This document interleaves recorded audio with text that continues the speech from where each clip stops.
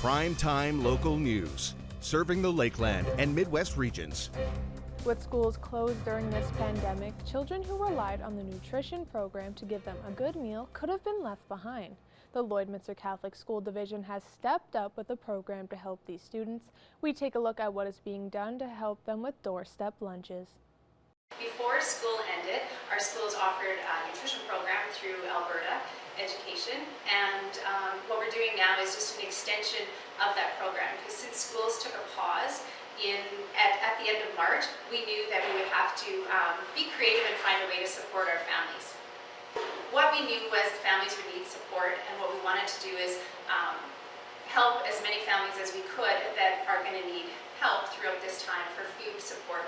So we had our schools reach out to families and make contact and see if they'd be interested in a creative way of receiving student lunches that they would normally receive during the school day at school.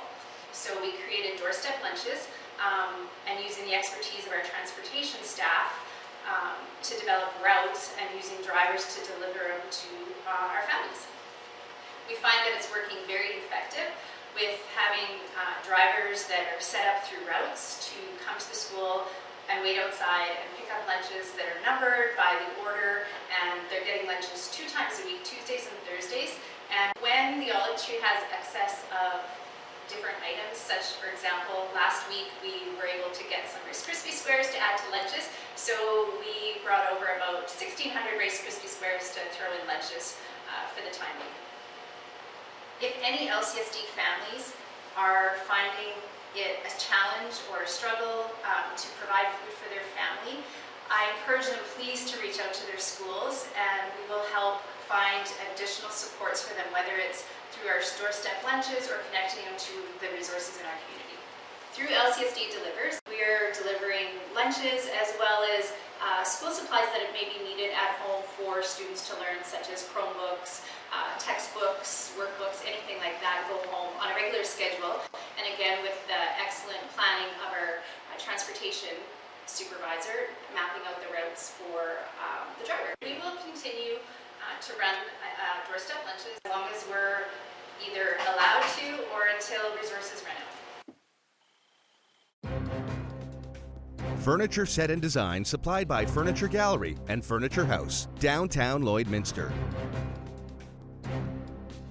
Today I'm joined here with Dr. Becky Newman with the Lloydminster Animal Hospital, and today we're going to be talking a little bit about how pets could be feeling a little bit cooped up during this time and ways that you could keep them active. So thank you so much, Becky, for joining me today. First, can we start on, can there be a decline in the way pets act if they have a decline in activity? Will their mood change, or how will a decline in activity affect your pet? Yeah, so I mean, our dogs are very social creatures, and definitely they need not just that physical stimulation, but mental stimulation of being active, right? And personally, I think my dog has been living her best life through social isolation. She has been getting 2 to 3 walks a day, every single day. We're lucky we live out in the country and we have lots of space and we don't have to worry about that too much. But because they are social creatures, I think they enjoy having us around more. Cats, on the other hand, I think we're putting them out of their routine a little bit. They're like, just let me sleep. That's what I usually do. But in general, I think that a lot of people's pets are probably thriving by having their owners home more. And, since parks, are closing, especially in the Alberta side, what are some other activities that you could do with your pets that still, goes along with the social distancing guidelines and making sure that you aren't anywhere near anyone else and that kind of thing? Right. I know there are still a lot of people out walking their dogs around Lloydminster, and I think that's great with this spring weather. And I think that if you are being cognizant of the social distancing and trying to keep your space, I do think that there are ways to still very safely walk your dogs outside. But if you want to stay more in your backyard or in your house, if it's a small pet, there's lots of fun things you can do. Just your traditional dog games, fetch, tug of war, hide and seek, right? Like either you can hide and your dog has to find you, or you hide a treat or a toy or something that you know that they'll want to find. They tend to call that nose work when they're using their nose and sniffing and trying to find things. You could set up a little obstacle course in your backyard. Those TikTok videos of the cats doing the toilet paper challenge where they're jumping over the rolls of toilet paper. I mean, I think you just have to be a little bit creative. And I think there's some real opportunities for some crafting projects for your homeschool children. You can build puzzle feeders out of toilet paper rolls and egg cartons for cats where you hide their treats and their food inside things. You can make your own cat toys to play with your cats at home. I mean, there's lots of ways to be creative and keep your pets mentally stimulated and physically stimulated in your own house and yard. Which sounds amazing. Lots of great ideas. Why is it important to maintain their activity, especially during this time of, more so closed off, more so isolated times? Well, I think if we think about it, even ourselves, everyone's baking more and eating more treats at home. And I think that goes along with our pets too. We're home with them more. I think that maybe we are giving them a few more treats and things like that to distract them at times. So, I mean, lots of pets put on a little bit of extra weight through winter, and we get into this spring season and we do want to get them a little bit leaner. I know I have clients tell me all the time that their pets come through the winter a little heavier, and they rely on those walks through spring and summer to get them back in good physical condition, because we know that obese pets are more prone to arthritis, they're more prone to diabetes, they're more prone to lots of different conditions. So it is important to try and keep them lean and to keep that winter weight off. And really quickly before we wrap up, how has the animal hospital been doing? How has that affected business, and how have you had to kind of adjust how you accept clients with their pets and all that kind of stuff? Yeah, so we have gone to a process here where essentially your pet comes into the clinic, but the owner doesn't. And so we have luckily a glass vestibule at the front of the clinic, and we have it set up where the owners will hook their pet to a leash or set their dog carrier inside our outer set of doors, and then we come and receive the pet from there. We've been doing lots of FaceTime calls with clients to go over instructions, lots of phone calls going over exam findings. So we're still seeing the pets, and there's still lots of emergency pet things to be done through all of this, lots of sick pets. So we have generally stayed quite busy, and I think most of our clients are still having a good experience with us, seeing the pet but not seeing them. Just takes a different style of communication. Which is amazing and seems like it's been working very, very well. Thank you so much, Becky, for joining me today. You gave me some great information and new ways to keep your pets active and healthy during this time. So thank you. Awesome. Thanks, Abby.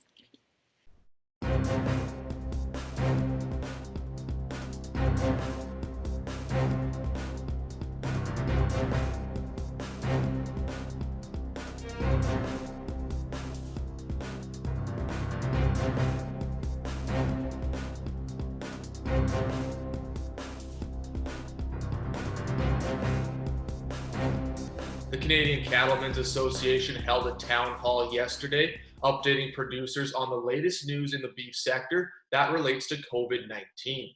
One of those updates was that certain retailers are going to be accepting American beef in their stores due to the short supply here in Canada. I did have a call from one of our retailers, Sobeys, and they said they were apologetic that they feel they may have to pull in some product from the United States. They said they don't want to do that, but with the slowdown of our processing in Canada, they feel they're going to have to do that. But they also said the minute they can get the product that fills their orders from Canada, they're going to return entirely to a full product mix from Canadian processors. The CCA is also looking towards government, particularly provincial government, to help the ag sector, especially when it comes to recovery. The other pieces, sort of as we move forward, are on trying to get designation around ag recovery. I think there's now recognition that COVID-19 allows for qualification under that, and that allows for more province-specific type of responses. There, it's typically enacted by the province after they notify the federal ministry, and the agri-stability and getting that up with the 85% margin and the other changes. And noted today in Prince Edward Island, they took the step forward and started implementing those changes. So we're getting some leadership now at the provincial level, and we're very pleased to see that. Work is also being done here to keep the supply chain moving as fast as possible, including more bone-in cuts produced at the plants for retailers instead of the regular boneless, which take more time and skill to prepare. What I can say is that a lot of the retailers in Canada are working with the supply chain now, and they are taking what we call commodity type cuts. So I don't know if, we're not seeing too many sides of beef roll out the back door, but I do know that the major retailers are taking specs, commodity specs they haven't taken in years, which is effectively moving some of the labor out of the meat plants back to the retail sector to allow them to increase their throughput and also to get the products they're looking for when they're looking for them. Because sometimes you just need to wait. You order something, it's not available. You're going to get it eventually, but you don't get it that day. So we are seeing a lot of retailers helping. Obviously, meat packers will be looking for opportunities to sell more commodity cuts for that very reason. The CCA says demand is still good. It's just about safely producing enough, fast enough to meet that demand. Eric Bay, Primetime Local News.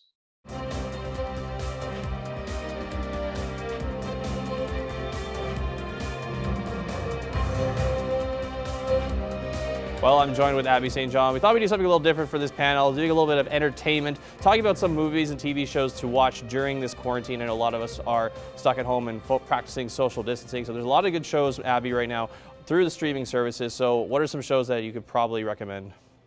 Yeah, I think this time is perfect opportunity for people to, get into shows that they've been wanting to watch, or maybe discover a new show. And having all these streaming options is a perfect way to get those shows in.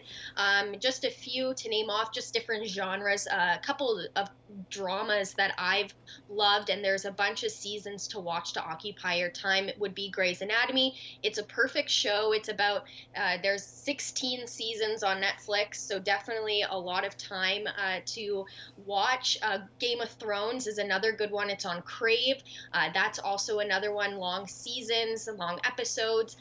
Prison Break, also on Netflix, is a little bit of an older show. It's not on TV anymore, but it's still an awesome drama to get involved with.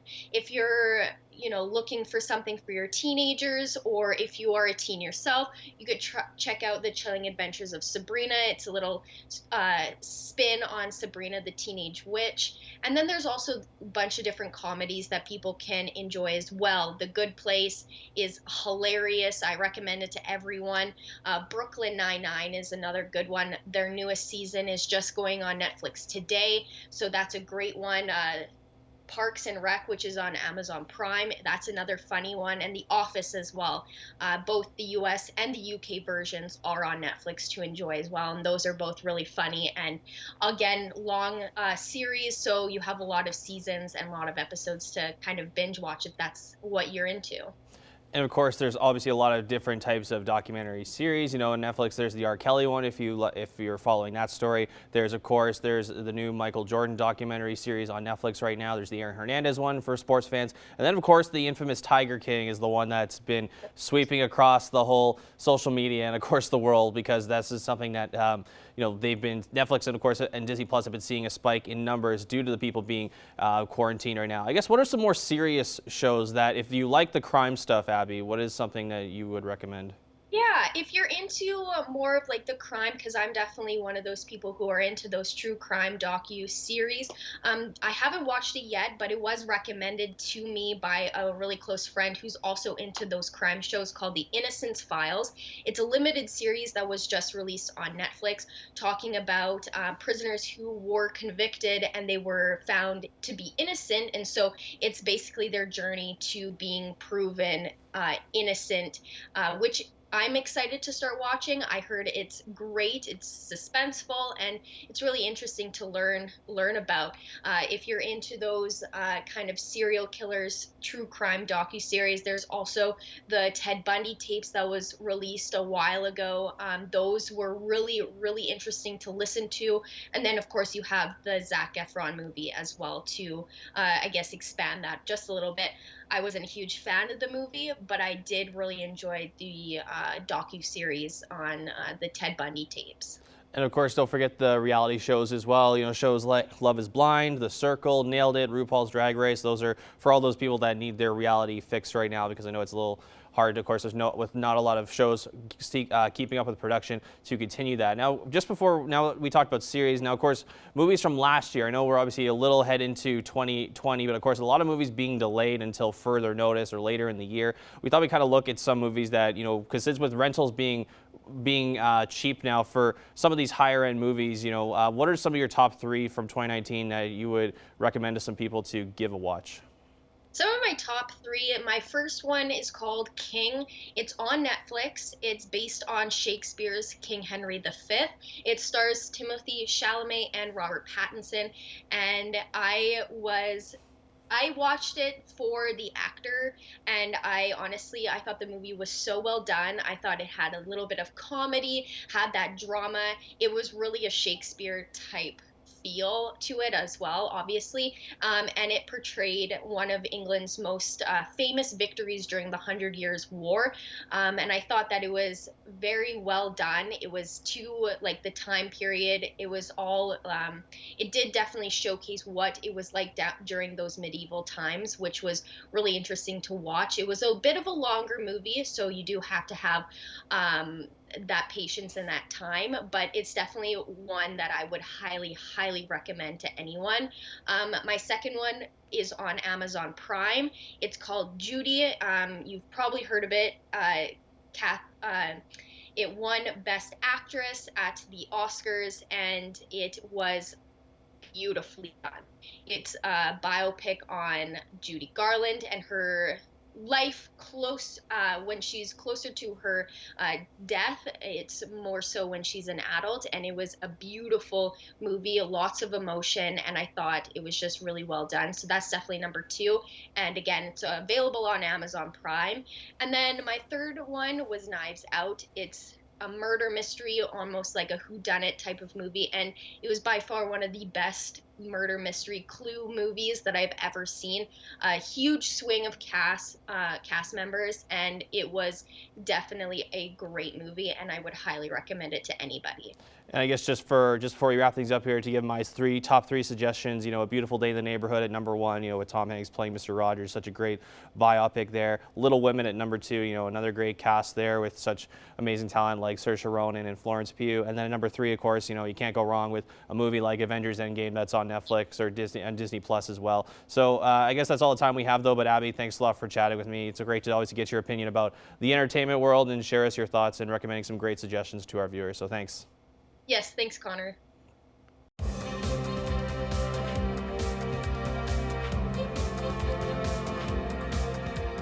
Joining me today is the head coach and GM of the Lloydminster Bobcats, Nigel Dubé. Nigel, thanks for taking this time. Thanks for having me. Now, Nigel, the WHL draft just took place earlier this week, where a handful of Lloydminster kids got selected. However, more than a handful did not. Now, a lot of people think that the WHL might be their best shot, or, you know, one of the only shots to really pursue hockey, but it's not really. When you think about it with the AJHL and your experience, you know, what does the AJHL have to offer for players looking to move forward?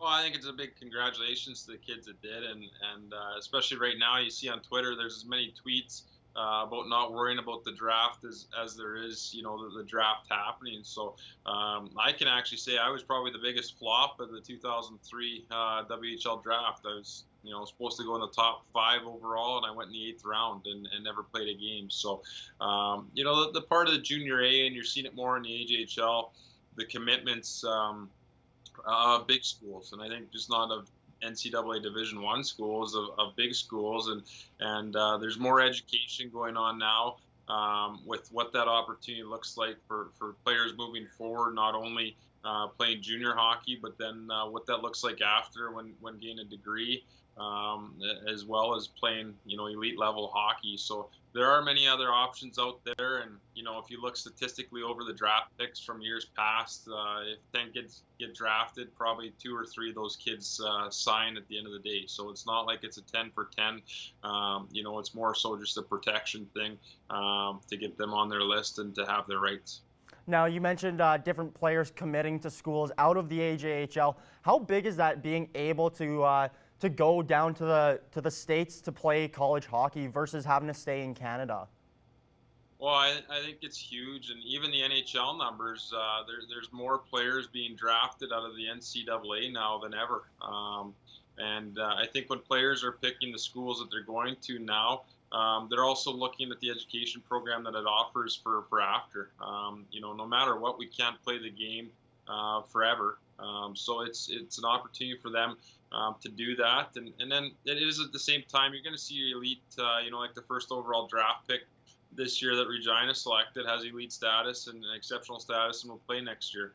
Outside of that, some players will hit their peak when they're 16 years old, and you'll see that in junior A, or some that'll take a little bit longer to develop. And that's a big part of it. So, you just have to take your time, do the work, and not so much worry about what's going on and look 3 years ahead, but just go day by day. Now, Nigel, I guess you talked about, players developing at 16 years old and then some players developing later. For those late bloomers, is the NCAA path maybe a very viable option, especially playing against players who are 25 years old rather than 20 years old, 18 years old type of thing? Well, it's a huge thing. I actually, I trained back in the day with Tyler Bozak and played against him at the junior A level in BC, and he was a player that nobody had a sniff on. He didn't get drafted. Nobody even looked at him. He made it onto a junior A team at an 18-year-old exposure camp with 250 kids. Goes on to play for the University of Denver, set records there, goes on to the Toronto Maple Leafs, and then just wins a cup with St. Louis. So when we talk about later development, there's a player that potentially took longer to develop in size and hit his peak at that 2021, which college gave him that opportunity to do that. The Western Hockey League, you have a tough decision when it comes to 20-year-olds. There's only 3 of them. And then it's whether you want to go pro or go to CIS. So going the NCAA route gives you the option to continue to play while continuing to get the education, and going and seeing some amazing schools. They're coming out with videos right now on the programs and the facilities and campuses that the NCAA programs have, especially during this time because players can't get down there on fly downs and whatnot. And, it's unbelievable, the facilities, and you're playing in front of crowds that are 6,000 to 7,000 people every night, if not even bigger. Well, Nigel, I appreciate you taking this time with us, and best of luck with the rest of your off season. Thanks, Evan. Stay safe.